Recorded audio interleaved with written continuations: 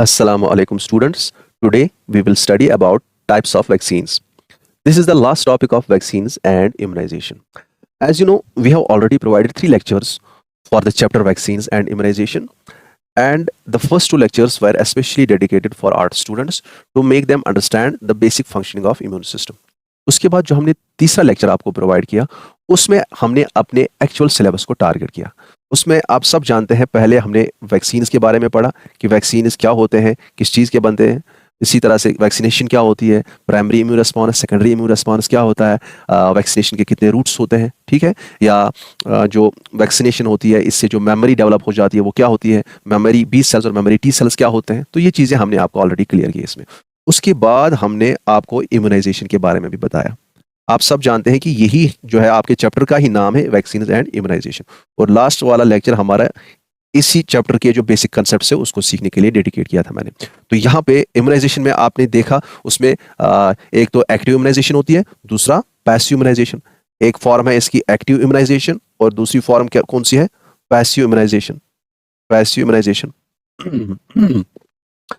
और आपको मैंने बताया था कि एक्टिव इम्यूनाइजेशन हम तब बोलते हैं कि किसी बंदे में एक्टिव इम्यूनाइजेशन आ गई अगर उसमें किसी पैथोजन के खिलाफ इम्यूनिटी डेवलप करने के लिए उसका अपना इम्यून सिस्टम एक्टिवली पार्टिसिपेट करता है, तो उसे हम कहते हैं एक्टिव इम्यूनाइजेशन। और अगर उसका इम्यून सिस्टम इसके लिए एक्टिवली पार्टिसिपेट नहीं करता है तो हम कहेंगे उसमें जो इम्यूनाइजेशन हो गई है दैट इज पैसिव इम्यूनाइजेशन।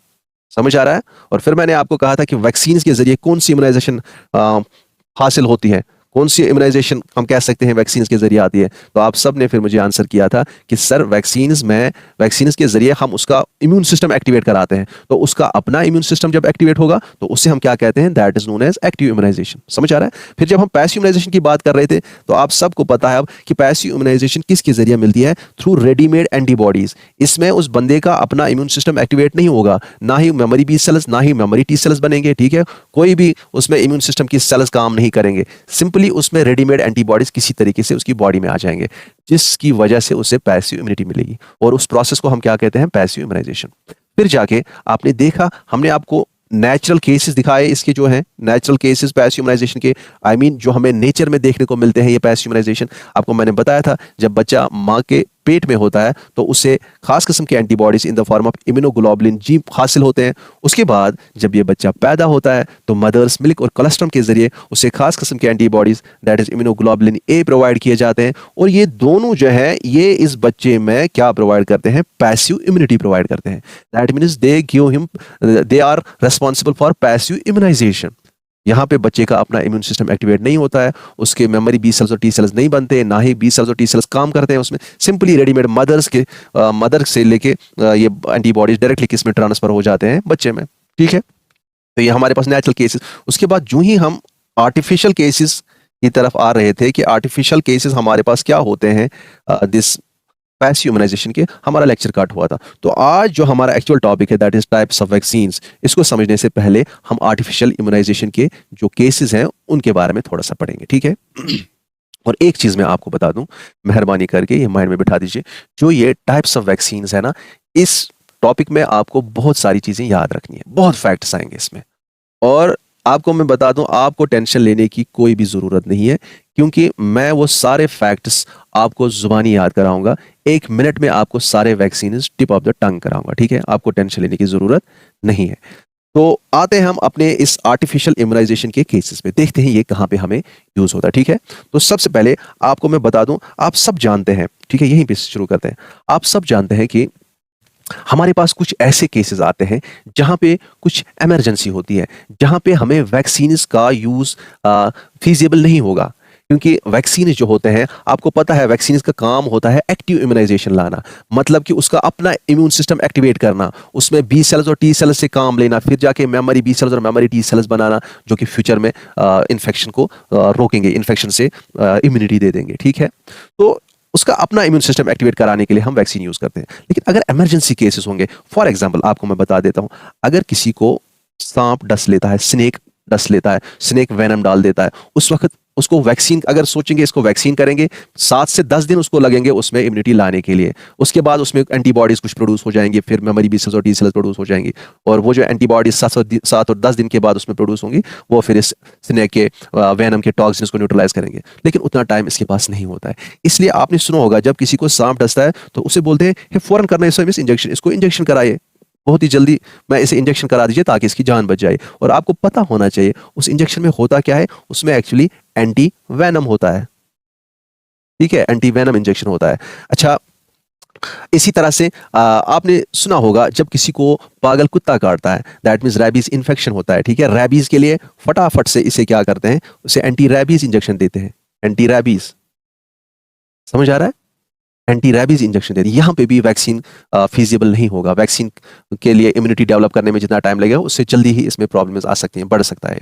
इसी तरह से आप सब जानते हैं, जानते ही क्या है, आप सब ने तो एक्सपीरियंस किया होगा, ये बच्चे का डर जो है वो इस इंजेक्शन से, वो आप जानते ही होंगे, जो कि हमें करते थे जब बचपन में कभी पैर में कहीं पे कील चुभ जाता था, ठीक है, लोहे का कील, तो हमें क्या करते थे, फौरन कहते थे इसे क्या कहते हैं, इसे टेटनस हो जाएगा, टेटनस हो सकता है, टेटनस एक डिजीज है। देखिए मैंने आपको ये डिजीज पढ़ाई है ऑलरेडी, आपको पता है, अब आपको टेंशन लेने की जरूरत नहीं है, टेटनस डिजीज है। लेकिन इसको प्रिवेंट करने के लिए फौरन से जो इंजेक्शन किया जाता है that is known as anti tetanus injection. अब यहाँ पे ये जो है, चाहे एंटी वेनम की बात करें, एंटी रैबीज की बात करें, एंटी टॉक्सिन्स की बात करें, ये तीनों जो है ना, इसके अलावा भी कुछ है लेकिन ये तीन आप याद रखें, ये जो है ये आर्टिफिशियल इम्यूनाइजेशन के लिए रेस्पॉन्सिबल है, ये आर्टिफिशियल इम्यूनाइजेशन के लिए रेस्पॉन्सिबल है। अब आप कहेंगे ये कैसे होता है, ठीक है, थोड़ा सा मैं आपको क्लियर करता हूं ताकि आपके जहन में ये चीजें बैठ जाएं अच्छे से, ठीक है, कि कैसे है ये आर्टिफिशियल इम्यूनाइजेशन। अब हम एक इसमें एग्जांपल ले लेते हैं, सपोज हम स्नेक के वेनम को ले लेते हैं, उससे हम सीखेंगे चीजें, वो ऑलरेडी आप सबके लिए फिर यूज कर सकते हो, आपके पास वो कंसेप्ट आएगा, फिर जाके इंफॉर्मेशन हर एक के लिए आप खुद से बना सकते हो। देखिए सपोज हमारे पास एक बंदा है कोई, say for example this is some गोलू मोलू टाइप इंसान, ठीक है। अब इसे पता नहीं है, ये कहीं पे घास में सो गया है, तो इसे स्नेक ने डस लिया, इसे स्नेक ने वेनम डाल दिया। जब इसमें स्नेक वेनम डालता है तो वेनम के अंदर जो टॉक्सिन्स होते हैं वो इसमें रिलीज हो जाते हैं और ये फैल सकते हैं इसमें। इसलिए फटाफट से हमें इन टॉक्सिन्स को न्यूट्रलाइज करने के लिए हमें क्या चाहिए, एंटी वेनम चाहिए, या ये चूंकि ये वेनम के टॉक्सिन्स हैं, ठीक है, तो हमें एंटी टॉक्सिन्स इसके लिए चाहिए जो कि इन टॉक्सिन्स को न्यूट्रलाइज करेंगे। These are the toxins of this venom. अब इन टॉक्सिन्स को तो न्यूट्रलाइज करने के लिए हमें क्या चाहिए, वी नीड एंटी टॉक्सिन्स, समझ आ रहा है, एंटी टॉक्सिन्स, क्योंकि ये टॉक्सिन जो है ये वेनम का टॉक्सिन है, इसलिए हम उन एंटी टॉक्सिन्स को एंटी वेनम भी कहते हैं, एंटी वेनम भी कहते हैं।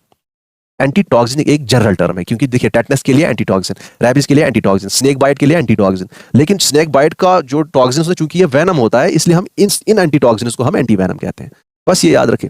अब यहाँ पे अब आप सब जानते हैं कि इसमें अगर इन टॉक्सिन्स को न्यूट्रलाइज करना है तो यहाँ पे हमें रेडीमेड क्या चाहिए, पैसिव इम्यूनाइजेशन में रेडीमेड क्या मिलते हैं, रेडीमेड एंटीबॉडीज। तो ये एंटी टॉक्सिन्स या यहाँ पे जो ये एंटी वेनम है ये क्या हो सकते हैं, these are actually readymade antibodies, readymade antibodies. ये वो एंटीबॉडीज है जो ये बंदा अपने से प्रोड्यूस नहीं करता है, जो इसकी अपनी बी सेल्स प्रोड्यूस नहीं करती है, ये कहीं से लाए जाते हैं ये एंटीबॉडीज, ये हमारे पास इंजेक्शन में अवेलेबल होते हैं और इसको इंट्रोड्यूस करते हैं। और जो ही हम इसकी बॉडी में इन एंटी टॉक्सिन्स को डालते हैं, ये फौरन से इन टॉक्सिन्स के पास जाते हैं और इनको न्यूट्रलाइज करते हैं, इनको फैलने नहीं देते, इनको डिस्ट्रॉय करते हैं, इससे इसकी जान बचाती है। समझ आ रहा है।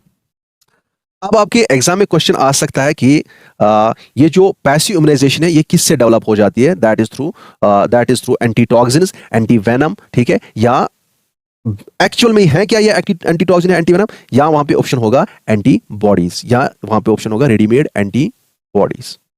समझ आ रहा है। और वहां पे एक और ऑप्शन हो सकती है, उसे भी आप सिलेक्ट कर सकते हैं। वहां पे आपको ना ही एंटीटॉक्सिन दिया होगा, ना ही एंटीवेनम दिया होगा, ना ही एंटीबॉडीज दिए होंगे, वहां पे आपको दिया होगा ऑप्शन में एंटी सीरम। याद रखिएगा, अगर एंटी सीरम दिया है तो इसको भी आप सिलेक्ट कीजिएगा। अब आपके जहन में क्वेश्चन आ रहा होगा कि सर एंटी सीरम कैसे है, एंटी सीरम होता क्या है, ये क्यों हम ऑप्शन सिलेक्ट करें। देखो बेटा, एक्चुअली क्या होता है, एक्चुअली ये होता है कि हमारे पास जो इंजेक्शन में फ्लूइड अवेलेबल होता है ना, उससे हम कहते हैं एंटी सीरम। उस एंटी सीरम ये एंटीबॉडीज भी होते हैं। समझ आ रहा है, उस एंटी सीरम में ही ये एंटीबॉडीज होते हैं। और ये एंटी सीरम हम लाते कहां से हैं, ये आपके एग्जाम में पूछ सकते हैं, वो हम डोनर के प्लाज्मा से लाते हैं। कंफ्यूज होने की जरूरत नहीं है, मैं आपको दिखा देता हूं। देखिए क्या होता है, देखिए हम एक डोनर एनिमल को लेते हैं और ये जो प्रोसेस होती है ये पहले की जाती है।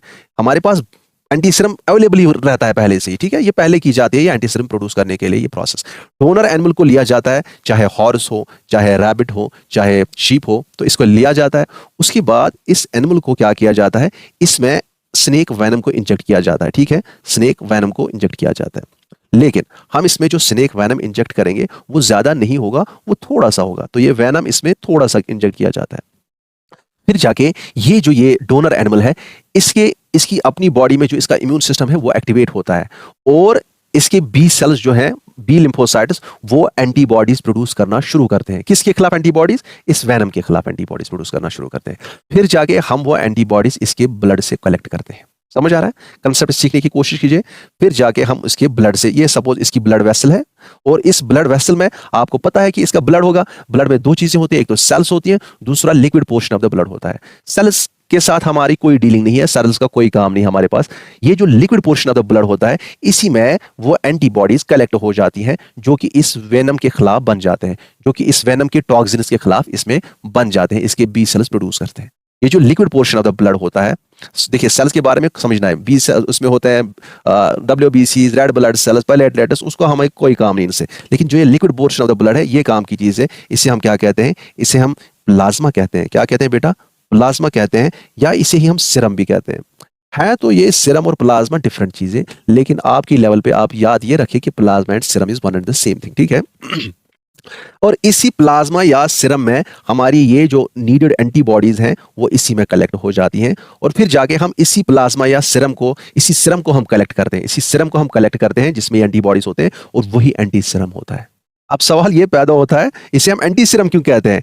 है तो ये सीरम, इसको एंटी सीरम आप क्यों कहेंगे? क्योंकि बेटा ये सपोज इसमें कलेक्ट हुआ है, ये जो है इसमें एक तो ये एंटीबॉडीज भी होंगी, एंटीबॉडीज भी होंगी, दूसरा ये सीरम भी होगा, दूसरा इसमें सीरम भी होगा। अब आप सब तो जानते ही है ना बेटा कि सीरम नॉर्मली हम इसे कहेंगे, लेकिन इसमें चूंकि एंटीबॉडीज है, इसलिए इस सीरम को खास नाम देते हैं, इसको हम एंटी सीरम कहते हैं। This anti is because of the presence of, ये एंटी सीरम है, जो एंटी पोर्शन लिखा है ना यहाँ पे, this is because of the presence of antibodies in this serum. यही एंटी सीरम हम फौरन से फौरन इसमें इंजेक्ट करते हैं और इसकी जान बचा देते हैं।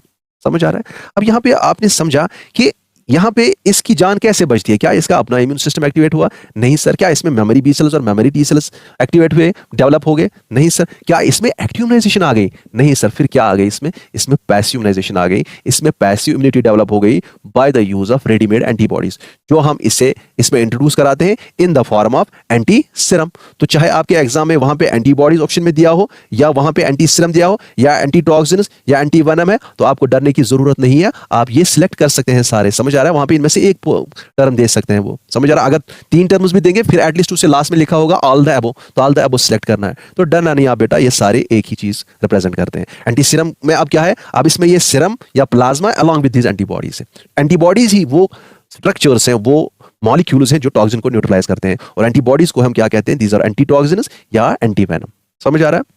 अच्छा, एक और पॉइंट आपने सुना होगा कि अक्सर कहते हैं कि स्नेक के जहर का इलाज जो होता है उसे हम कहते हैं एंटीडोट, तोड़ जो होता है एंटीडोट। अगर आपको मैं क्वेश्चन बोलूं, आप मुझे बताएं what is the antidote for snake venom?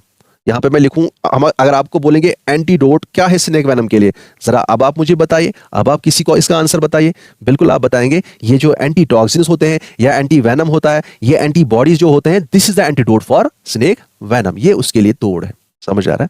इतना आपको क्लियर है? अब यहाँ पे इसी तरह से रैबीज के लिए भी, रैबीज के लिए एंटी रैबीज जो टॉक्सिन्स होते हैं वो डेवलप किए जाते हैं। टेटनस के लिए भी आपके एग्जाम में भी कुछ और भी पूछ सकते हैं, ठीक है? हमने यहाँ तक पढ़ा, कुछ और भी पूछ सकते हैं, एक दो एग्जाम्पल्स वो भी आप याद रखेंगे। अगर वहां पे बताएंगे कि आप हमें बताइए एंटी टॉक्सिन्स का यूज किन को ट्रीट करने के लिए किया जाता है, वहां पे रैबीज दिया होगा, स्नेक बाइट के लिए दिया होगा, या टेटनस दिया होगा, या और भी कुछ दे सकते हैं। वो वहां पे याद रखिएगा बॉटुलिज्म भी दे सकते हैं। बॉटुलिज्म क्या है? बॉटुलिज्म। समझ आ रहा है बेटा? इवन वहां पे आ सकता है डिसेंट्री, या एक और टर्म आप याद रखेंगे साल्मोनेला इन्फेक्शन। साल्मोनेला इन्फेक्शन, बस इसके अलावा याद रखने की कोई जरूरत नहीं, इतना ही आपको याद रखना है। तो इन सब केसेस में, रैबीज के केस में, स्नेक बाइट के केस में, टेटनस के केस में, बॉटुलिज्म के केस में, डिसेंट्री के केस में, या साल्मोनेला इन्फेक्शन के केस में, जो हम वो इंजेक्शन प्रोवाइड करते हैं ना फटाफट क्योर करने के लिए, क्विक ट्रीटमेंट के लिए, उसे हम क्या कहते हैं? That that is known as antitoxins. General में उन्हें हम क्या कहेंगे, एंटीटॉक्सिन्स। और वो उसमें क्या प्रोवाइड करते हैं, क्या उसमें वो एक्टिव इम्यूनिटी प्रोवाइड करते हैं कि पैसिव इम्यूनिटी? बिल्कुल पैसिव इम्यूनिटी प्रोवाइड करते हैं। और अगर मैं आपको अब क्वेश्चन बताऊं, मुझे बताए ये जो इसमें पैसिव इम्यूनिटी आती है through the use of readymade antibodies, क्या ये नेचुरल केसेस है, क्या ये बाय नेचर हो रहे हैं, कि ये ह्यूमन बीइंग अपने से इंटरवेंशन करने के बाद ये प्रोसेस कुछ ना कुछ करने के बाद इसमें इम्यूनिटी डेवलप करा देता है? तो बिल्कुल इसमें ह्यूमन का इंटरवेंशन है, इंसान का हाथ रहता है इसमें, ठीक है। ये खुद से इस बंदे में डेवलप नहीं होती है, इसलिए हम क्या कहते हैं, this is known as artificial passive immunization. समझ आ रहा है? These are the case of artificial passive immunization. अब इतना आपको अगर क्लियर हो गया तो मैं आगे चलता हूं। और याद रखिएगा, ये जब मैं ये टॉपिक जो टाइप्स ऑफ वैक्सीन है जब वो हम फिनिश करेंगे, उसके बाद मैं आपको काफी सारे एमसीक्यूज भी कराऊंगा। और वो एमसीक्यूज आप इंशाल्लाह आप उसमें सारे एमसीक्यूज अच्छे से करोगे। जब मैं आपको सारे वैक्सीन जुबानी याद कराऊंगा और आपने ये कंसेप्ट भी सारे सीख लिए, फिर इंशाल्लाह 100% चांसेस है कि आप एग्जाम में चाहे 2 क्वेश्चन आए, इससे 3 क्वेश्चन आए, वो आप इजीली अटेम्प्ट कर पाएंगे, ठीक है। हाँ, तो इसके बाद हम आपको एक क्वेश्चन अभी डाल देते हैं, वो मेहरबानी करके इस क्वेश्चन का आप खुद आंसर देना, ठीक है। तो आप कमेंट सेक्शन में इस क्वेश्चन का आंसर देना, ये आपके लिए होमवर्क है। और जो हमारे आर्ट स्टूडेंट्स हैं वो सिंपल डेफिनेशन बताएंगे, अगर वही बताएंगे तो टेंशन नहीं है, लेकिन मैं मेडिकल स्टूडेंट्स से थोड़ा सा एक्स्ट्रा एक्सपेक्ट करता हूं, वो इसके पीछे का थोड़ा सा मैकेनिज्म भी लिखेंगे तो अच्छा रहेगा, ठीक है। उस तरह से जो बाकी भी कमेंट्स पढ़ेंगे उनको भी एक एक्स्ट्रा इंफॉर्मेशन मिलती है। देखिए क्वेश्चन मेरा ये है, और आपके एग्जाम के लिए भी ये बहुत इंपॉर्टेंट है। आपके लिए क्वेश्चन है कि आप मुझे बताइए हर्ड इम्यूनिटी हम किसे कहते हैं? हर्ड इम्यूनिटी हम किसे कहते हैं? जनरल में what is this herd immunity? और अगर आप फर्दर इसमें आंसर लिखने की कोशिश करेंगे तो वो ये है कि हर्ड इम्यूनिटी क्यों होती है, इसके पीछे रीजन क्या है, ठीक है। So I expect a good answer from all of you, ठीक है। क्योंकि आपको पता है कि अक्सर ही हम सुनने को मिलता था इन दिनों की, अब कोविड-19 के लिए लोगों में हर्ड इम्यूनिटी डेवलप हो गई, अब ज्यादा ये प्रॉब्लम नहीं करता है। तो ये आप मुझे इसका आंसर देंगे। अब हम अपने एक्चुअल टॉपिक पे आएंगे, that is types of vaccine. So let us begin our topic, that is types of vaccines. और इसको आप आखिर तक इसमें समझने की कोशिश कीजिए। याद अगर कुछ नहीं होता, टेंशन लेने की जरूरत नहीं है, मैं खुद सारी चीजें याद कराऊंगा। देखिए यहां पे है topic, that is types of vaccines. Types of vaccines. तो बेटा आप सब जानते हैं अब कि वैक्सीन जो होता है ये पैथोजन या उसका कोई पार्ट होता है जिसको हम यूज करते हैं किसी की बॉडी में उस पैथोजन के खिलाफ इम्यूनिटी डेवलप कराने के लिए। This is the concept, main concept है ना, ये आप सब जानते हैं अब। तो होता क्या है, हम करते क्या है, पैथोजन को यूज करते हैं, पैथोजन को यूज करते हैं या इसके किसी बॉडी पार्ट को यूज करेंगे, ठीक है, या इसके किसी बॉडी पार्ट को यूज करेंगे और उसका हम वैक्सीन बनाते हैं। वैक्सीन जब हम उसका बनाते हैं फिर हम वो किसी की बॉडी में इंट्रोड्यूस करते हैं, जिसे हम वैक्सीनेशन कहते हैं। जब उसकी बॉडी में हम इंट्रोड्यूस करते हैं तो हमारा मकसद क्या होता है कि उसकी बॉडी में क्या रिलीज हो जाए, इस पैथोजन के क्या रिलीज हो जाए, जो कि बी सेल्स और टी सेल्स पहचानेंगे, जिसके लिए उनके ऊपर रिसेप्टर्स होते हैं, आप सब जानते हैं, ताकि उसकी बॉडी में एंटीजेन्स रिलीज हो जाए, इस पैथोजन के क्या रिलीज हो जाए, एंटीजेन्स इस पैथोजन के रिलीज हो जाएं और फिर जाके उन एंटीजेन्स को बी सेल्स और टी सेल्स पहचानेंगे थ्रू रिसेप्टर्स और वो प्राइमरी इम्यून रिस्पॉन्स करेंगे और प्राइमरी इम्यून रिस्पॉन्स करने के बाद आखिर में वो वहां पे क्या डेवलप करेंगे, memory in the form of कौन सी सेल्स बताइए मुझे, memory B and T cells. तो उसमें memory B and memory T cells develop हो जाएंगे जो कि क्या करेंगे, उसमें फ्यूचर के लिए इम्यूनिटी दे देंगे उस पैथोजन के खिलाफ। समझ आ रहा है? ये आप सबको पता है, this is the concept of vaccines. और मैंने आपको बताना है कि ये पैथोजन कभी हम इसकी पूरी बॉडी यूज कर सकते हैं, कभी इसका पार्ट यूज कर सकते हैं, कभी इसका जेनेटिक मटेरियल यूज कर सकते हैं। इसी बेस पे डिफरेंट टाइप्स ऑफ वैक्सीन्स होते हैं, इसी बेस पे डिफरेंट टाइप्स ऑफ वैक्सीन्स होते हैं। अब यहां पे कंसंट्रेट कीजिएगा। पहले टाइप का वैक्सीन होता है जिसमें हम इस पैथोजन की सारी पूरी कंप्लीट बॉडी को यूज करेंगे वैक्सीन बनाने के लिए। तो उसको हम क्या कहते हैं, that is known as whole organism vaccine. क्या कहते हैं? होल ऑर्गेनिज्म वैक्सीन, या हम कह सकते हैं this is the whole body vaccine, ठीक है, होल ऑर्गेनिज्म वैक्सीन या होल बॉडी वैक्सीन। समझ आ रहा है? और जिस वैक्सीन में पूरी बॉडी यूज हो जाती है इस पैथोजन की, उन वैक्सीन को हम कहते हैं, those are known as, keep this in your mind, those are known as first generation vaccines. First generation vaccines. समझ आ रहा है? फर्स्ट जनरेशन वैक्सीन क्यों कहते हैं? क्योंकि ये सबसे पहले यूज किए जाते थे। उसके बाद क्या किया गया, सोचा गया कि सारे पैथोजन को यूज क्यों करें, क्यों ना हम इसके किसी पार्ट को यूज करें जिसमें ताकत होगी इम्यूनिटी उसमें डेवलप कराने के लिए उस बंदे में, जो कि एंटीजन्स प्रोवाइड करेगा, उसके बी सेल्स और टी सेल्स को एक्टिवेट करके उसमें इम्यूनिटी प्रोवाइड करेगा। तो दूसरे टाइप के वैक्सीन होते हैं जिसमें हम क्या यूज करते हैं, जिसमें हम पूरा पैथोजन की पूरी बॉडी को यूज नहीं करते हैं, उसमें हम पैथोजन के बॉडी पार्ट्स को यूज करते हैं। ठीक है, बॉडी के किसी पार्ट को यूज करते हैं या किसी कंपोनेंट को यूज करते हैं, बॉडी पार्ट या कंपोनेंट को यूज करेंगे वैक्सीन बनाने के लिए। समझ आ रहा है? इनको हम क्या कहते हैं? These are known as second generation vaccine. Second generation vaccine, या इन्हीं को हम क्या कहते हैं? They are known as, also known as, इनको हम क्या कहते हैं? सब यूनिट वैक्सीन। क्या कहते हैं बेटा? सब यूनिट वैक्सीन। या इन्हीं को हम एक और नाम देते हैं, they are known as purified antigen. AG से मैं एंटीजन दिखाता हूं, ऐसे ही दिखाते हैं। ठीक है, antigen vaccine, purified antigen vaccine. अब आपके जहन में सवाल आ रहा होगा कि इसको हम प्यूरिफाइड एंटीजन वैक्सीन क्यों कहते हैं? ठीक है, सब यूनिट तो हम कह सकते हैं क्योंकि ये पार्ट ऑफ द पैथोजन है, ये होल पैथोजन की बॉडी नहीं है, ये उसकी बॉडी का कोई पार्ट है या कंपोनेंट है, इसलिए हम इसे सब यूनिट कहते हैं। लेकिन प्यूरिफाइड एंटीजन हम क्यों कहते हैं, ये समझने के लिए आपको मैं थोड़ा सा क्लियर करता हूं।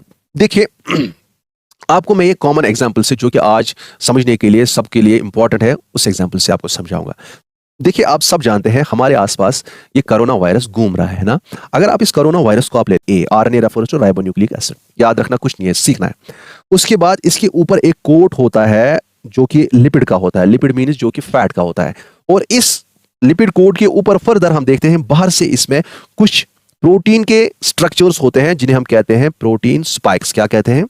जिन्हें हम कहते हैं, those are known as, let me correct this, those are known as protein spikes, these are spikes. और बेटा आप समझेंगे ये प्रोटीन के बने होते हैं, ये बहुत इंपॉर्टेंट है। अगर हम इस पूरे पैथोजन को, इस पूरे कोरोना वायरस का एक्चुअल नेम क्या है? It is SARS, SARS severe acute respiratory syndrome, COV, corona virus 2। क्या है? SARS-CoV-2। यही वो पैथोजन है जो कोविड-19 काज कराता है, और इसी का हम यहाँ पे स्ट्रक्चर दिखा रहे हैं। और अगर वैक्सीन बनाने के लिए, इसके खिलाफ वैक्सीन बनाने के लिए, ये सारी बॉडी इसकी हम कंप्लीट फुल बॉडी हम यूज करते हैं वैक्सीन बनाने के लिए, उस वक्त हम कहेंगे कि हम कोरोना वायरस के लिए फर्स्ट जनरेशन वैक्सीन बनाते हैं। समझ आ रहा है? अच्छा, ये देखा गया है कि ये कोरोना वायरस है, SARS-CoV-2 है, ये हमारे रेस्पिरेटरी सिस्टम के जो ऊपर वाले स्ट्रक्चर्स होते हैं, लंग्स के ऊपर अपर रेस्पिरेटरी ट्रैक्ट के स्ट्रक्चर जो होते हैं, जो वहां पे सेल्स होती हैं, वहां सेल्स में पेनिट्रेट करने के लिए इस कोरोना वायरस को सबसे इंपॉर्टेंट चीज जो लगता है, दैट इज दिस स्पाइक्स, ये जो प्रोटीन के स्ट्रक्चर्स मैंने दिखाए। अगर ये इसके पास अच्छे से फंक्शन नहीं करेंगे तो वो सेल्स में दाखिल नहीं होगा, वहां सेल्स में मल्टीप्लाई नहीं करेगा, जो कि अपर रेस्पिरेटरी ट्रैक्ट की सेल्स होती हैं, और जाके नंबर अपना इंक्रीज नहीं कर सकता है, तो कोरोना वायरस से कोई प्रॉब्लम नहीं होगी। समझ आ रहा है? तो इसको सेल्स में एंटर करने के लिए ये सबसे इंपॉर्टेंट चीजें बनते हैं, ये स्पाइक्स प्रोटीन के जो होते हैं। इसलिए काफी सारी स्ट्रेटजीज ये की गई कि इसमें हम डायरेक्टली अगर ये स्पाइक्स के खिलाफ एंटीबॉडीज बनाएंगे, इसी स्पाइक्स जो है, यही स्पाइक्स को यूज करेंगे टू फॉर्म द वैक्सीन्स, और फिर जाके इन स्पाइक्स के खिलाफ इम्यून रिस्पॉन्स जनरेट होगा, तो हमें प्रोटेक्शन मिल सकती है। जरूरी नहीं है कि इसकी पूरी बॉडी को यूज करें। तो अगर हम स्पाइक्स को ही यूज करते हैं, आप मुझे बताइए क्या उसे होल ऑर्गेनिज्म वैक्सीन कहेंगे, फर्स्ट जनरेशन वैक्सीन कहेंगे कि सेकंड जनरेशन वैक्सीन? तो आप कहोगे सर बिल्कुल, हम इसे क्या कहेंगे? हम कहेंगे this is the second generation vaccine, या सब यूनिट वैक्सीन, या प्यूरिफाइड एंटीजन वैक्सीन। अब सवाल आ रहा है ना, प्यूरिफाइड एंटीजन क्यों कहते हैं? देखो बेटा, आपको मैंने पहले ही बताया ना, हमारा मकसद क्या होता है पैथोजन या पैथोजन के किसी पार्ट का यूज करने का इन द फॉर्म ऑफ वैक्सीन? अरे उसका मकसद यही होता है कि उसके जितने भी एंटीजन्स हैं वो बॉडी में रिलीज हो जाएं, उनको बी सेल्स और टी सेल्स पहचाने, उसके बाद वो इम्यून रिस्पॉन्स करें और मेमोरी सेल्स बनाएं। तो एंटीजन्स प्रोवाइड करना ही काम होता है ना इन वैक्सीन्स का, पैथोजन के एंटीजन्स को। तो यहाँ पे क्या करते हैं हम? यहाँ पे हमें पता है कि प्रोटीन स्पाइक्स जो है यहाँ पे यही एक्ट करेंगे एज एंटीजन्स। हमें जरूरी नहीं है कि हम पूरी बॉडी को यूज करें फिर जाके उसमें इम्यून रिस्पॉन्स डेवलप कराएं उस बंदे में थ्रू, अगर पूरी बॉडी ऑफ पैथोजन को यूज करेंगे एज ए वैक्सीन, ये जरूरी नहीं है। अगर हमें ये जो देखा गया कि ये जो स्पाइक्स होते हैं, प्रोटीन स्पाइक्स, ये भी उससे बेहतरीन तरीके से इम्यून रिस्पॉन्स क्रिएट करा देते हैं, वहां पे मेमोरी बी सेल्स और मेमोरी टी सेल्स डेवलप करा देते हैं, जो कि फ्यूचर में उससे प्रोटेक्शन देंगे। तो इसलिए यहां पे एंटीजन क्या एक्ट करता है? क्या होल बॉडी एक्ट करता है एज ए एंटीजन, कि उसका ये पार्ट, ये स्पाइक्स, प्रोटीन स्पाइक्स एक्ट करते हैं एज एन एंटीजन? तो बेटा आप इजीली खुद से बताओगे सर यहाँ पे एंटीजन जो है वो यही स्पाइक्स एक्ट करेंगे अगर हम सेकंड जनरेशन वैक्सीन का यूज करते हैं। तो सेकंड जनरेशन का वैक्सीन जो यूज किया जाता है इसमें इन्हीं स्पाइक्स को क्या किया जाता है, इनको प्यूरिफाई किया जाता है, इनको एक्सट्रैक्ट किया जाता है और प्यूरिफाई करके फिर हम यूज कर सकते हैं इन द फॉर्म ऑफ वैक्सीन। इसलिए हम क्या कहते हैं इनको प्यूरिफाइड एंटीजन वैक्सीन। ये समझ आ गया? इतनी चीजें आपको क्लियर है? ये आके मैं आपको दिखाऊंगा ये रिकम्बिनेंट तरीके से भी बनाए जाते हैं, वो आगे बताऊंगा, अभी उसको छेड़ेंगे नहीं आप। अच्छा, अब तीसरे टाइप के वैक्सीन जो होते हैं जिन्हें हम कहते हैं थर्ड जनरेशन वैक्सीन। क्या कहते हैं? Third generation vaccine. इसको समझने के लिए पहले मैं आपको यहां पे ही कुछ चीजें बताऊंगा। देखिए, ये जो सिंगल स्ट्रैंडेड आरएनए है ना, मैंने आपको कहा it is the genetic material. Genetic material क्या होता है बेटा?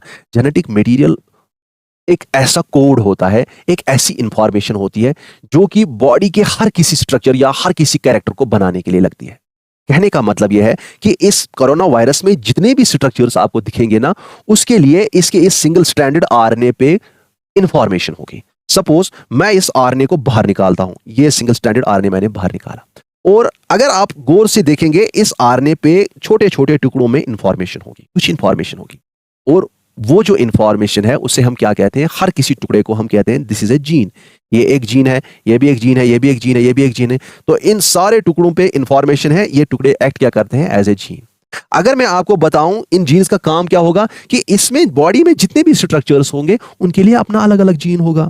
अब इन स्पाइक्स के लिए भी तो कोई ना कोई जीन होगा, समझ आ रहा है? इन स्पाइक्स के लिए भी तो कोई ना कोई जीन होगा। से फॉर एग्जांपल यहां पे ये जो जीन है ये इन स्पाइक्स के लिए है, ये स्पाइक्स प्रोटीन के लिए रेस्पॉन्सिबल है, इससे स्पाइक प्रोटीन बनता है। समझो बात को। पहली जनरेशन ऑफ वैक्सीन में हमने क्या किया? पूरे पैथोजन को यूज किया। सेकंड जनरेशन में क्या किया? हमने कुछ बॉडी पार्ट्स को यूज किया या उसके प्यूरिफाइड एंटीजन्स को यूज किया। थर्ड जनरेशन में हम क्या करते हैं? हम बॉडी पार्ट का भी यूज नहीं करते हैं, पूरे पैथोजन का भी यूज नहीं करते हैं, हम जीन्स का यूज करते हैं।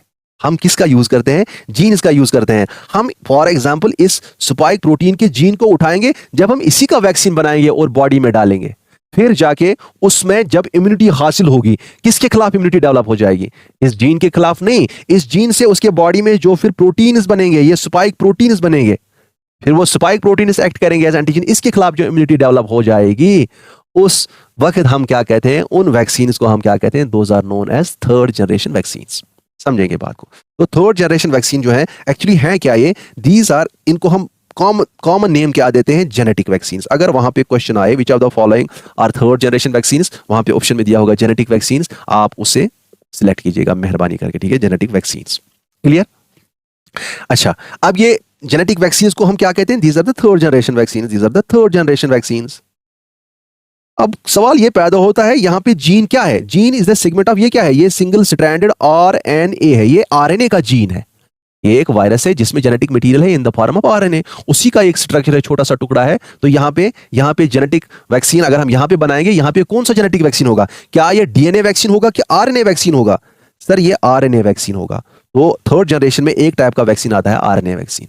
अच्छा, ये हमने कोरोना वायरस की बात की। अब कोरोना वायरस ही नहीं है, हमारे पास कुछ बैक्टीरिया भी होते हैं। से फॉर एग्जांपल ये हमारे पास कोई बैक्टीरिया है, बैक्टीरिया के अंदर जो जेनेटिक मटेरियल है, फॉर एग्जांपल इसमें जो जेनेटिक मटेरियल है वो आरएनए नहीं है, वो डीएनए है। क्या है? डीएनए, जिसे हम कहते हैं डीऑक्सीराइबोन्यूक्लिक एसिड। आपको इस पे नहीं जाना है, जेनेटिक कंपोजिशन को नहीं सीखना, बस कंसेप्ट को लेना है। यहां से डीएनए है इसके अंदर। अब यहां पे भी इंफॉर्मेशन जो होगी वो टुकड़ों में होगी।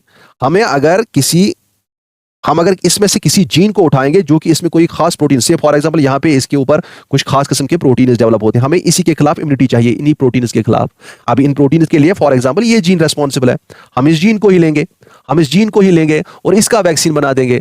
तो यहाँ पे मुझे बताइए, क्या हम आरएनए वैक्सीन बनाते हैं कि ये डीएनए वैक्सीन है? तो बेटा आप सब बताइए, जोर जोर से लिखिए कमेंट्स में, ये कौन सा वैक्सीन है? This is a DNA vaccine. DNA vaccine, समझ आ रहा है? अगर हम इस बैक्टीरिया को होल बॉडी इसकी यूज करेंगे तो कौन सा वैक्सीन है? First generation vaccine, whole organism vaccine. हम इन प्रोटीन एंटीजन्स को जो यहां पे मैंने बनाए, इन प्रोटीन एंटीजन्स को यूज करेंगे एज अ वैक्सीन। तो कौन सा? It is a part, it is a सब unit vaccine, it is the second generation vaccine, it is the purified antigen vaccine. लेकिन अगर मैं जेनेटिक मटेरियल को यूज करता हूं, जेनेटिक मटेरियल में वो जीन सिलेक्ट करता हूं जो इस प्रोटीन के लिए रेस्पॉन्सिबल होगा, उसी से वैक्सीन बनाता हूं, तो उस वक्त ये क्या है? This is the third generation vaccine, या जिसे हम कहते हैं जेनेटिक वैक्सीन। और जेनेटिक वैक्सीन हमारे पास दो किस्म के होते हैं, आरएनए वैक्सीन और डीएनए वैक्सीन। एक और किस्म का वैक्सीन होता है जिसे हम कहते हैं रिकम्बिनेंट वेक्टर वैक्सीन। जब मैं डिटेल में ये चीजें पढ़ाऊंगा आगे वहां पे मैं उसकी भी जिक्र करूंगा, ठीक है? यहां पे उसको नहीं छेड़ेंगे। एक पॉइंट अब और याद रखें मेहरबानी करके, आपको वहां पे क्वेश्चन में आएगा विच of the following is third generation vaccine, वहां पे दिया होगा ऑप्शन में आरएनए वैक्सीन, डीएनए वैक्सीन, और तीसरा दिया होगा, यहां पे मैं लिखता हूं nucleic acid vaccine, nucleic acid vaccine. आपको बताएंगे विच of the following is a third generation vaccine for example. आप कंफ्यूज नहीं होना, याद रखिएगा ये जो डीएनए और आरएनए होते हैं इनको हम जनरल टर्म देते हैं, इनको हम न्यूक्लिक एसिड्स भी कहते हैं। क्या कहते हैं? न्यूक्लिक एसिड्स भी कहते हैं। तो हम कह सकते हैं nucleic acids are also a form of third generation vaccine. समझ आ रहा है बेटा? आप कंसंट्रेट कीजिए, आपको सारी चीजें अच्छे से समझ आ जाएंगी। और मैं आपको एडवाइस करना चाहता हूं, अगर आपको इस लेक्चर में कहीं भी कंफ्यूजन होता है, फटाफट से आप वो पुराने लेक्चर्स 2x स्पीड में देख लीजिए, एक राउंड अप कर दीजिए, और मैं गारंटी के साथ कह सकता हूं, मुझे उम्मीद है कि आपको इस लेक्चर में कहीं पे भी प्रॉब्लम नहीं होगी। प्रॉब्लम उस बच्चे को होगी समझने में जिसने पुराने लेक्चर में से एक देखा दूसरा नहीं देखा, ठीक है? जिसने कंप्लीटली वो सीरीज वॉच किए, पूरे वो 3 लेक्चर वॉच किए, तो उसको इसमें डिफिकल्टी नहीं होगी। नेक्स्ट थिंग जो मैं आपको अब बताने जा रहा हूं, वो मेहरबानी करके आप जहन में रखेंगे, वो ये है कि हम इसमें से सबसे पहले अब हम होल ऑर्गेनिज्म वैक्सीन या फर्स्ट जनरेशन वैक्सीन इसको उठाएंगे, इसको डिटेल में पढ़ेंगे, और इसमें जितने भी वो वैक्सीन के नाम आएंगे उनको देखेंगे। फिर मैं आखिर में जब ये टॉपिक फिनिश करूंगा, आपको 1 मिनट में सारे वैक्सीन जुबान पे लाऊंगा मैं, टिप ऑफ द टंग पे। लेकिन अभी आप कंसेप्ट पे फोकस कीजिए। तो हम सबसे पहले किस पे जाएंगे? फर्स्ट जनरेशन वैक्सीन पे। देखिए बेटा, अब आप समझ चुके हैं कि फर्स्ट जनरेशन वैक्सीन जो होते हैं, इसमें हमें क्या करना है? हमें पूरे पैथोजन की बॉडी को यूज करना है। अब बॉडी ऑफ द पैथोजन हम यूज करेंगे, पूरे पैथोजन को। क्या हम इसको ऐसे ही इंट्रोड्यूस करें, सीधे पैथोजन को उठा के डाल दे किसी में, लाओ कोरोना वायरस SARS-CoV-2 और डालो इस बंदे में, इसमें इम्यूनिटी आएगी? अरे इम्यूनिटी नहीं आएगी, उसमें डिजीज हो जाएगी। इसलिए हमें इसमें मॉडिफिकेशन करनी पड़ती है, जो मैंने लास्ट लेक्चर में भी एक बार बताया था आपको। तो फर्स्ट जनरेशन वैक्सीन जो होते हैं, एक्चुअली ये हमारे पास 2 टाइप्स के होते हैं। कितने टाइप्स के होते हैं? 2 टाइप्स के होते हैं। एक ऑप्शन हमारे पास बचती ये है कि हम इस पैथोजन को क्या करेंगे, इसको सीधे हम किल करेंगे, हम किल्ड वैक्सीन बनाएंगे। क्या बनाएंगे? किल्ड वैक्सीन, या इसे हम कहते हैं इनएक्टिवेटेड वैक्सीन। इनएक्टिवेटेड वैक्सीन बनाएंगे। किल्ड मतलब इसको किल करेंगे, इसकी जान लेंगे, इसको डेड करेंगे, उसके बाद हम बॉडी में डालेंगे। और इसे हम इनएक्टिवेटेड क्यों कहते हैं? क्योंकि इसमें मल्टीप्लाई करने का, डिवीजन करने का, रिप्रोड्यूस करने का पावर नहीं रहता है, इसमें कोई भी प्रोसेस नहीं हो पाती है वो, ठीक है? तो इसलिए हम इसे कहते हैं कि ये एक इनएक्टिवेटेड वैक्सीन है। इस पैथोजन को हमने किल किया, इसको हमने इनएक्टिवेट किया। समझ आ रहा है? एक तो प्रोसेस हमारे पास ये रहती है, एक तो तरीका हमारे पास होल ऑर्गेनिज्म वैक्सीन बनाने का ये रहता है कि हम किल्ड वैक्सीन यूज करें। दूसरा हमारे पास रहता है कि हम उसको जिंदा ही रखेंगे, हम लाइव रखेंगे, लेकिन लाइव रख के हम इसे क्या करेंगे, इसमें जो डिजीज कॉजिंग एबिलिटी है, जिसे हम कहते हैं पैथोजेनिसिटी, उसको रिमूव करेंगे। पैथोजेनिसिटी इसमें नहीं रखेंगे, तो उसे हम कहते हैं लाइव। और पैथोजेनिसिटी जब इससे रिमूव हो जाती है, उसे हम कहते हैं live attenuated, ATTENUATED, live attenuated vaccine इसे कहते हैं। समझ आ रहा है? आप ये मानो कि फॉर एग्जाम्पल एक गाय है, गाय सींग से नुकसान पहुंचा सकती है, हम गाय को जिंदा रखेंगे लेकिन उसके सींग काट देंगे, मतलब कि इसका जो जहर होता है उसको निकाल देंगे, ऐसा आप याद रखें, ठीक है? जिससे नुकसान पहुंच सकता है वो हम फिनिश कर देते हैं इसमें। और इसका मतलब है कि हम इसको क्या करते हैं, एक और टर्म इसको देते हैं, हम कहते हैं this is also known as weakened vaccine. Weakened vaccine, WEAKEND, weakened vaccine, ठीक है? वीकेंड वैक्सीन मतलब इसको हमने कमजोर करना है, इसको ओरिजिनल फॉर्म में नहीं डालना है, इसको कमजोर करना है, इसमें जहर इसका निकाल देना है। समझ आ रहा है? इसकी पैथोजेनिसिटी हमें खत्म करनी है।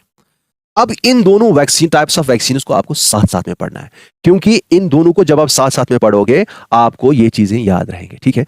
तो सबसे पहले हम क्या देखेंगे, ये दोनों कैसे बनाए जाते हैं। पहले मैं आपको सिखाऊंगा कि इन दोनों की जो प्रिपरेशन है वो कैसे हो जाती है, ठीक है? तो देखो बेटा, किल्ड वैक्सीन या इनएक्टिवेटेड वैक्सीन जो होते हैं, इसमें पैथोजन को डिस्ट्रॉय करना है, उसको किल करना है, उसकी जान लेनी है। और इसके लिए या तो ऑप्शंस क्या क्या होते हैं हमारे पास, या तो हीट का यूज किया जाएगा, या तो रेडिएशंस का यूज किया जाएगा, या तो केमिकल्स का यूज किया जाएगा।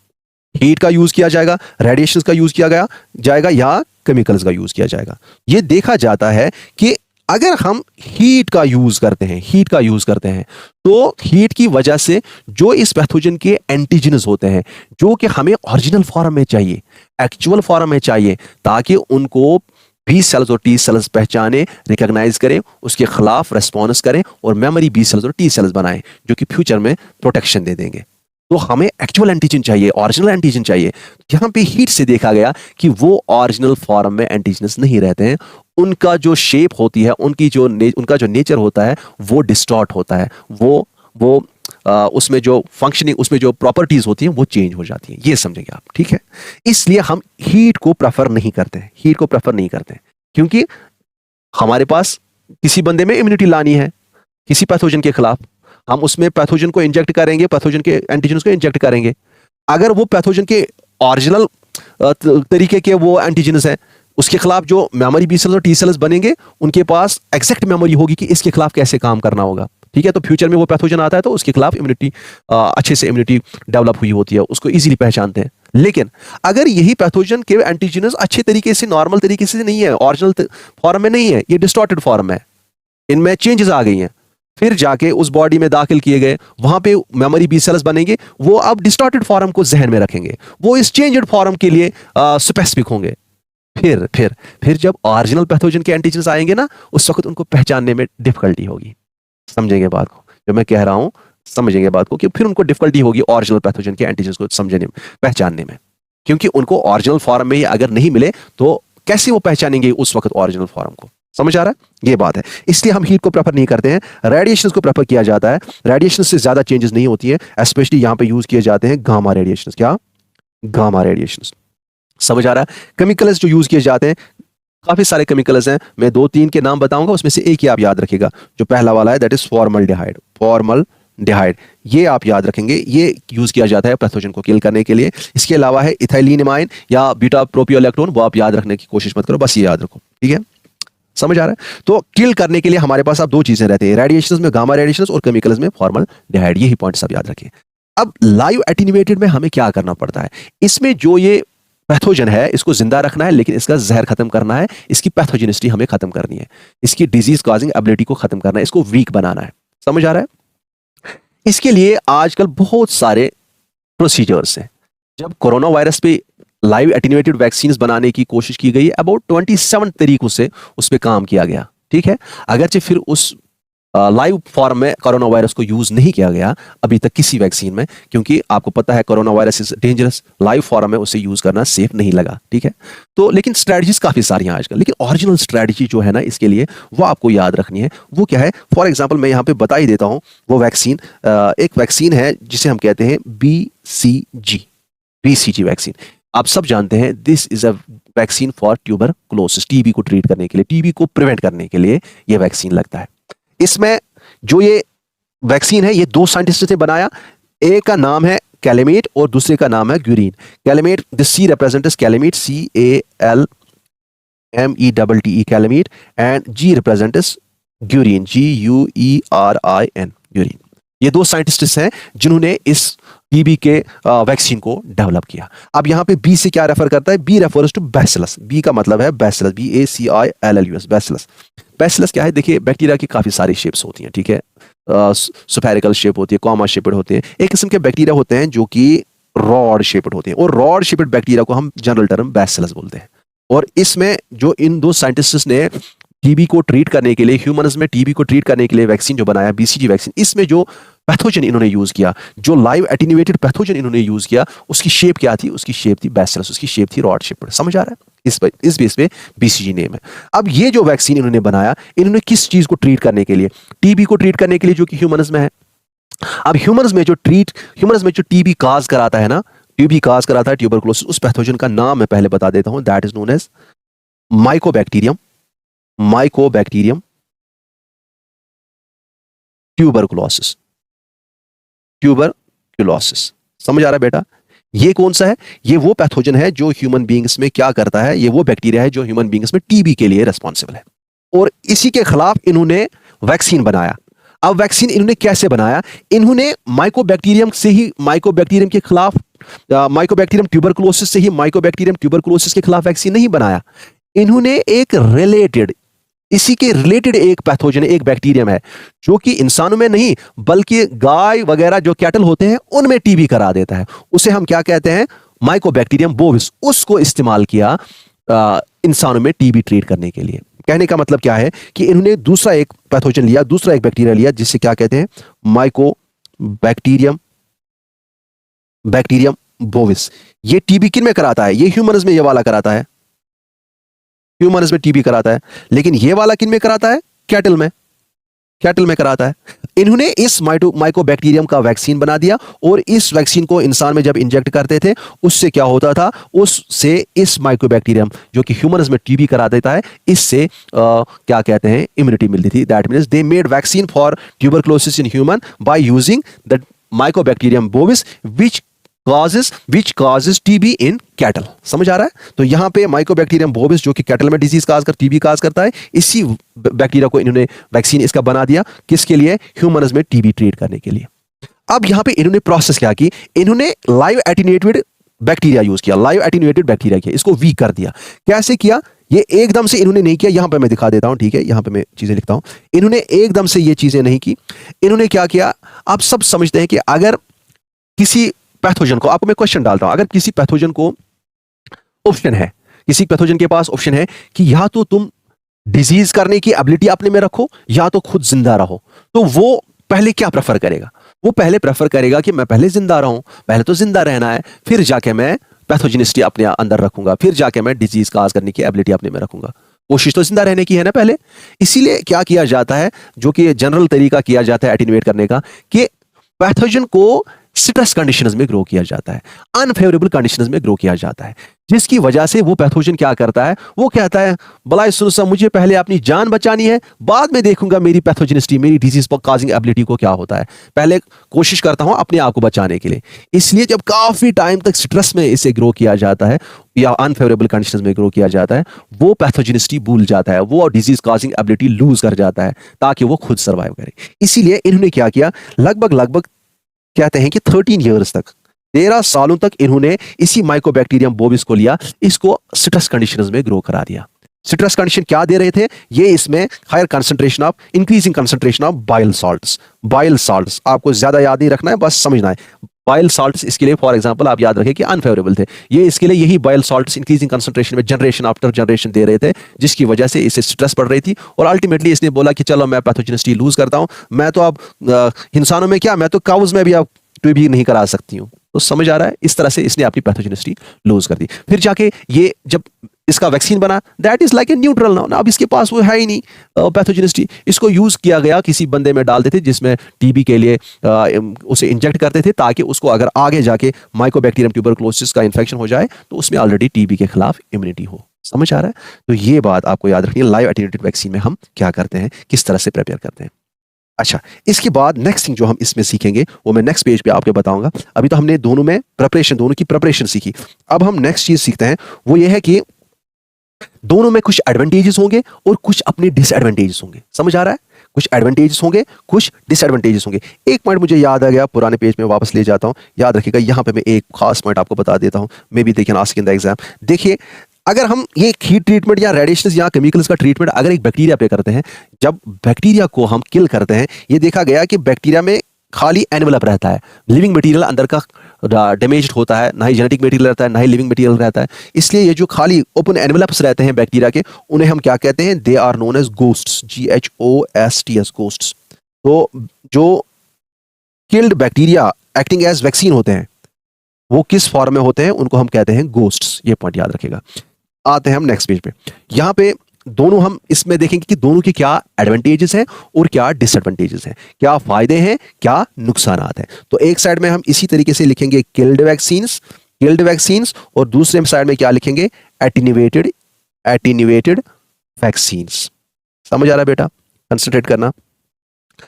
देखिए, अब पहले हम किल्ड वैक्सीन्स की एडवांटेजेस देखेंगे। आपको ही मैं क्वेश्चन पूछता हूं, पहले आप मुझे बताइए, आपको क्या लगता है इन दोनों में से सेफर कौन हो सकता है? कौन सेफ होगा, ज्यादा सेफ होगा इनमें? क्या किल्ड सेफ होगा कि एटीन्यूएटेड सेफ होगा? कमेंट में लिखिए, गैस लगाइए। ठीक है, देखिए बेटा, जो ये किल्ड वैक्सीन होता है, आपको पता है कि हमने इसको कंप्लीटली किल किया है, ना ही इसमें पैथोजेनिसिटी तो है ही नहीं बेचारे में, ये तो डेड है, और ना ही इसमें एबिलिटी है कि ये डिवाइड करेगा। समझ आ रहा है? और कभी फ्यूचर में वापस पैथोजेनिसिटी डेवलप होने के इसमें चांसेस बिल्कुल भी नहीं है। समझ आ रहा है? यह है ना, किल्ड है ना, इसलिए इसे हम कहते हैं कि ये सेफ है, ये सेफर है। एटीन्यूएटेड में क्या प्रॉब्लम है? इस पैथोजन को, से फॉर एग्जांपल ये गाय है, उसका मकसद होता है सींगों से नुकसान पहुंचाना, हमने सींग काट दिए। अब मे बी चांसेस आर कि उसके सींग वापस आ सकते हैं आफ्टर अ लॉन्ग टाइम। तो यही वजह है कि एटेन्यूएटेड वैक्सीन में हमने इसका जहर निकाल दिया, पैथोजेनिसिटी खत्म की। लेकिन अगर काफी टाइम तक मे बी इसको कभी फेवरेबल एनवायरनमेंट मिल जाए और ये वापस अपनी पैथोजेनिसिटी इसको गेन हो जाएगी और ये उसमें फुल ब्लोन डिजीज काज कर सकता है। इसलिए सेफर वाले ये हैं, दीज आर लेस सेफ। समझो, लेस सेफर। समझ आ रहा है? अच्छा, दूसरा पॉइंट आप मुझे बताइए खुद से। अब आप खुद बताइए कि इन दोनों में से कौन बच्चों में, बूढ़ों में, या वो जिनका इम्यून सिस्टम वीक होगा उसमें नहीं दिया जा सकता, उसमें उसमें देना प्रेफर नहीं किया जा सकता है।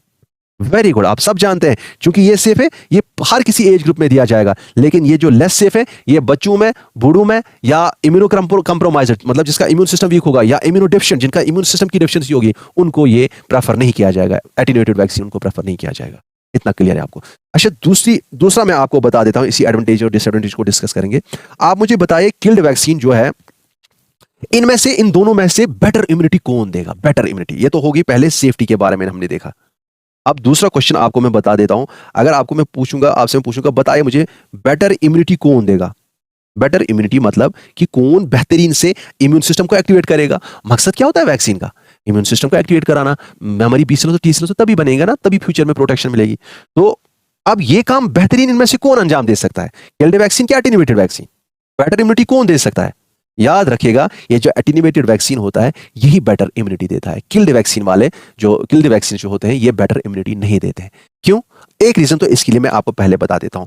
आपको पता है कि किल्ड वैक्सीन में जो हम यूज करते हैं, हम हीट का तो ट्रीटमेंट नहीं करते हैं, चलो हीट का नहीं करते, हम केमिकल्स का यूज करते हैं या रेडिएशंस का यूज करते हैं। लेकिन चाहे हम केमिकल्स या रेडिएशंस का ही यूज करें, कुछ ना कुछ हद तक तो in comparison to this attenuated vaccine, जिसमें हम बिल्कुल भी ऐसा ट्रीटमेंट नहीं देते हैं, इन कंपैरिजन टू दिस, इसमें तो एंटीजन्स का थोड़ा सा चेंज तो आएगा ना। 100% तो ओरिजिनल एंटीजन्स वो नहीं रहेंगे, ओरिजिनल पैथोजन के जैसे वो एंटीजन्स नहीं रहेंगे, तो थोड़ी सी चेंजेस इसमें तो आएंगे। इसका मतलब है लिटिल बिट एंटीजन्स जो होते हैं उनमें क्या होता है, वो जो होते हैं उनमें अल्टरेशन होती है। एंटीजन्स में क्या होती है? अल्टरेशन, थोड़ी सी लेकिन होती है, उसके कंपैरिजन में अल्टरेशन। समझ आ रहा है? और यहां पे क्या होता है, यहां पे अल्टरेशन होगी। क्या अल्टरेशन क्या होगी? एंटीजन्स की अल्टरेशन हम करते हैं क्या लाइव में? अरे हम एंटीजन्स के साथ छेड़छाड़ी नहीं करते हैं, हम तो उसका जहर खत्म कर देते हैं बॉडी का, ठीक है, हमको उसकी पैथोजेनिसिटी खत्म कर, लेकिन एंटीजन्स को हम छेड़छाड़ नहीं करते इसमें। तो इस लिहाज से यहां पे अल्टरेशन एंटीजन्स की नहीं होगी, यहां पे कुछ ना कुछ हद तक अल्टरेशन होगी एंटीजन्स की। और आपको पता है, अगर एंटीजन्स में अल्टरेशन आती है उसका नुकसान क्या होता है, आप मुझे खुद बताइए। देखिए, यहां पे हमारे पास एक बंदा है, यहां पे समझे मेहरबानी करके, फिगर से आप इस कंसेप्ट को समझने की कोशिश करिए।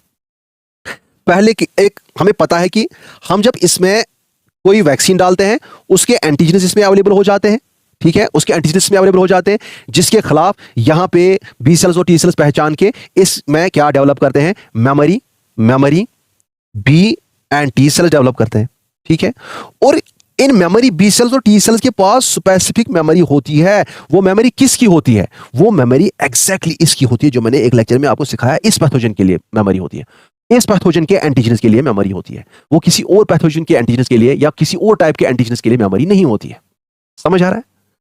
अच्छा, अब पहले केस में हम क्या करते हैं, यहां पे अगर ये एंटीजन्स अल्टर्ड आते हैं, ये ओरिजिनल फॉर्म में ये एंटीजन्स नहीं आ रहे हैं, ये थोड़े अल्टर्ड फॉर्म में इसमें एंटीजन्स आ रहे हैं, इसका मतलब है कि इनके पास एग्जैक्ट पैथोजन की मेमोरी नहीं रहेगी, मेमोरी बी सेल्स और टी सेल्स की, जो कि ओरिजिनल पैथोजन फ्यूचर में जिसके लिए ये यहां पे डेवलप हो रहे हैं, जो कि आगे फ्यूचर में जिसके लिए हम प्रिवेंट करने के लिए वैक्सीन यूज कर रहे हैं, उसकी उस पैथोजन के ओरिजिनल एंटीजन्स के लिए, एग्जैक्ट एंटीजन्स के लिए इनके पास मेमोरी नहीं होगी। थोड़ा सा इसमें डिस्टॉर्टेड इंफॉर्मेशन इनके पास होगी, क्योंकि हम इसमें एंटीजन्स में थोड़ी सी अल्टरेशन आ गई, तो इसकी एग्जैक्ट इस पैथोजन की इंफॉर्मेशन नहीं है, इसमें अल्टर्ड फॉर्म में थोड़ा सा एंटीजन्स की इंफॉर्मेशन है।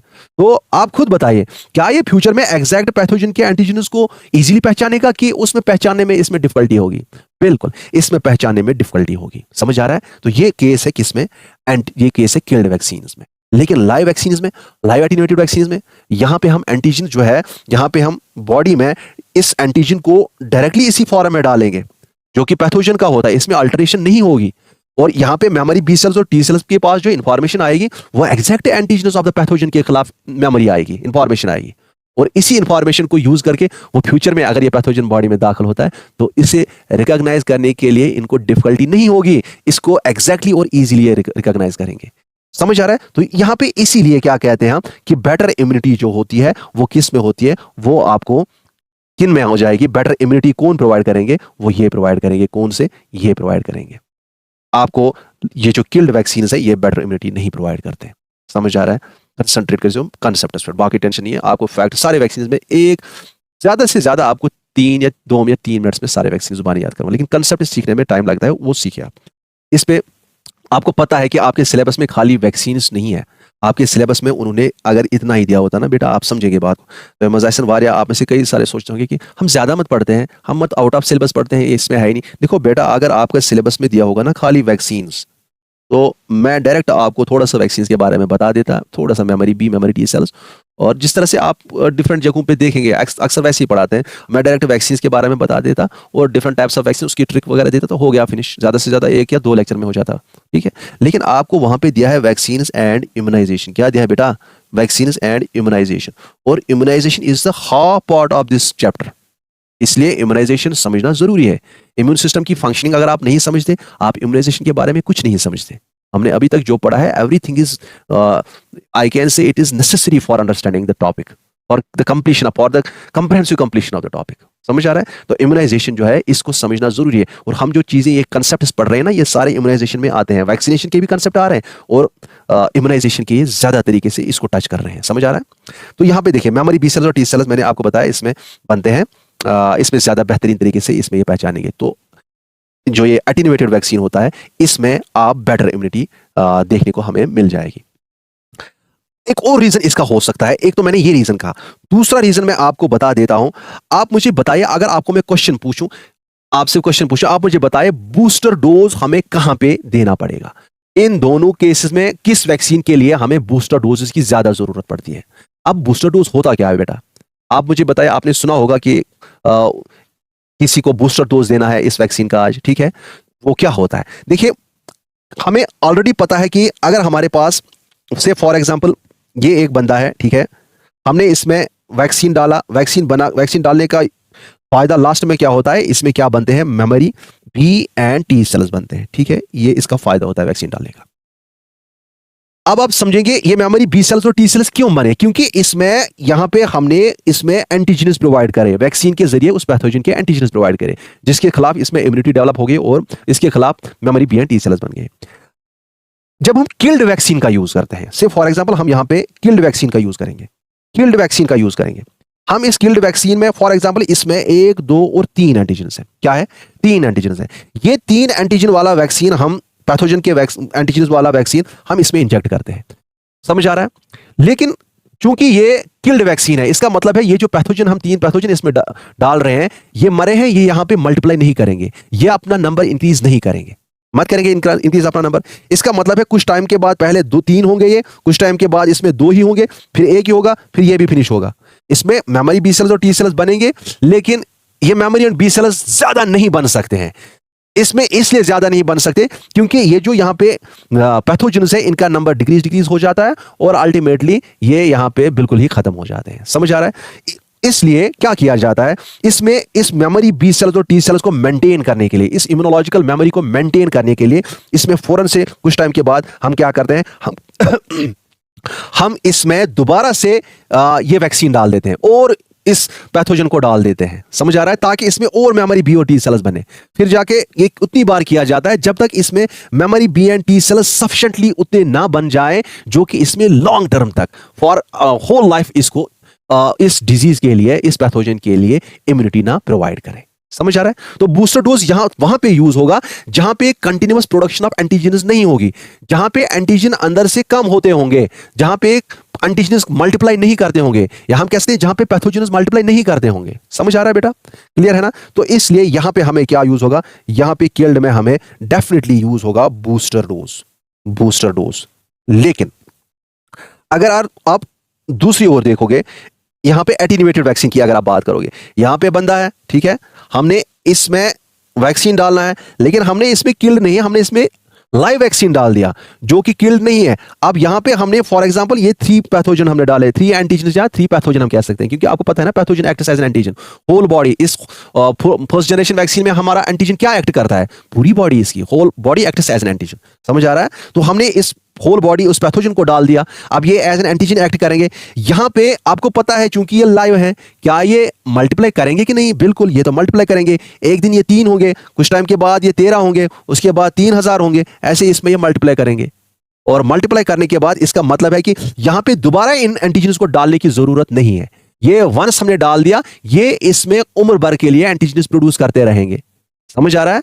पैथोजन प्रोड्यूस होते होंगे, लेकिन आपको पता है ये लाइव तो है, लेकिन इनका जहर निकाला गया है, इनकी पैथोजेनिसिटी खत्म की गई है। इसका मतलब है नुकसान नहीं पहुंचाएंगे, नहीं तो 3 से 3000 बन जाएंगे तो प्रॉब्लम तो हो सकती है ना बेटा। इसलिए इसमें ये कंटिन्यू प्रोड्यूस करेंगे, इसके इम्यून सिस्टम को एक्टिवेट करते रहेंगे। इसका मतलब है कि इसमें कंटिन्यूअस प्रोडक्शन ऑफ कौन सी सेल्स हो जाएगी?